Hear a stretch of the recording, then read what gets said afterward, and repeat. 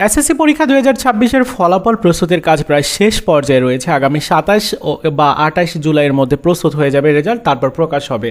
তবে এবার এসএসসিতে গ্রেজ নেই, অর্থাৎ 1-2 মার্ক বাড়িয়ে দেওয়ার কোনো সুযোগ নেই।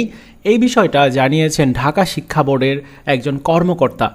তিনি একদম নিশ্চিত করে বলেছেন। সো আজকের ভিডিওতে সর্বশেষ আপডেটটা তোমাদেরকে জানাবো। তোমাদের জন্য কিন্তু দুঃসংবাদ হতে পারে। তো চলো একটু বিস্তারিত অংশটা পড়ি, তারপর আলোচনা করব। বিস্তারিত অংশে বলা হচ্ছে যে চলতি বছরের মাধ্যমিক স্কুল সার্টিফিকেট অর্থাৎ এসএসসি সমমানের পরীক্ষার ফল প্রস্তুতের কাজ এখনও প্রায় শেষ পর্যায়ে রয়েছে। উত্তরপত্র মূল্যায়ন, প্রধান পরীক্ষকদের মাধ্যমে পুনর্যাচাই, বোর্ড নম্বর পাঠানো, নম্বর ইনপুট, জিপিএ নির্ধারণ সহ ফল তৈরির প্রায় সব কার্যক্রম শেষ হয়েছে। বর্তমানে চলছে চূড়ান্ত যাচাই বাছাই। সব কিছু পরিকল্পনা অনুযায়ী এগুলো আগামী 27 অথবা 28 জুলাইয়ের মধ্যেই ফলাফল শতভাগ প্রস্তুত হয়ে যাবে। এরপর মন্ত্রণালয়ের অনুমোদন সাপেক্ষে নির্ধারণ করা হবে ফল প্রকাশের তারিখ। অর্থাৎ আগামী দেখা যাবে যে এই জুলাই মাসের মধ্যে যেহেতু রেজাল্টটা দিবে, সেক্ষেত্রে আগামী 30 অথবা 31 জুলাই তোমাদের এসএসসির ফল প্রকাশ করা হবে এবং 100% তোমরা কনফার্ম থাকো। তাহলে আমরা রেজাল্ট যে প্রকাশের তারিখ সেটি জানলাম।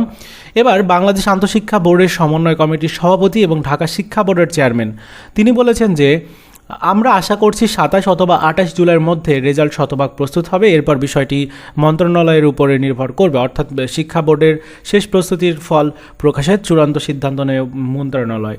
তবে এবার ফল নিয়ে সবচেয়ে গুরুত্বপূর্ণ বিষয়টি হলো গত বছরের মতো এবার উত্তরপত্রের মূল্যায়নে কোনো ধরনের গ্রেস মার্ক বা অতিরিক্ত নম্বর কিংবা সহানুভূতিশীলতা মূল্যায়নের সুযোগ রাখা হয়নি।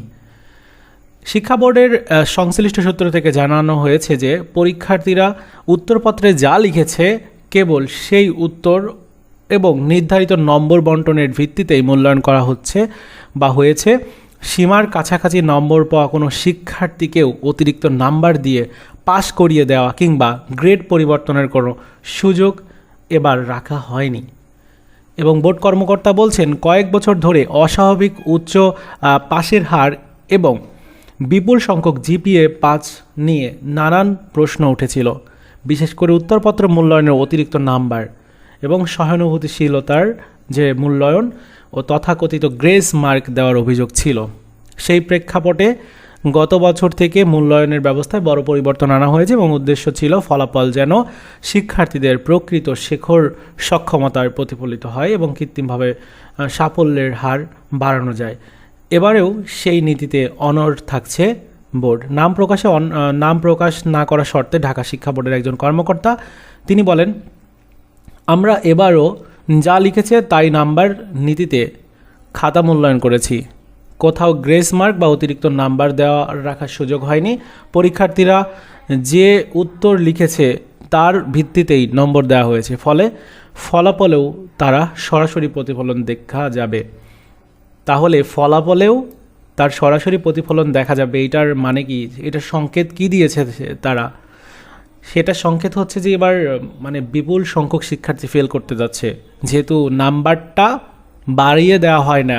যেরকম যদি কোনো শিক্ষার্থী 32 মার্ক পায়, 1 মার্কের জন্য পাস করিয়ে দেওয়া হয় না, এরকম যদি দেখা যায় বা এরকম যদি করে তারা, তাহলে তো অনেকেই ফেল করবে। কারণ এমন আছে যে এমসিকিউতে সে মানে সিকিউ তো ভালো করেছে, বাট এমসিকিউতে সে দেখা গেছে যে তার একটা এমসিকিউ ভুল হয়েছে, একটার জন্য কি তাকে ফেল করিয়ে দেওয়া হবে? এবার কিন্তু সেটাই হবে, একটার জন্যই ফেল করিয়ে দেওয়া, মানে 1 মার্কের জন্য বা 2 মার্কের জন্য 3 মার্কের জন্য ফেল করিয়ে দেওয়া হবে।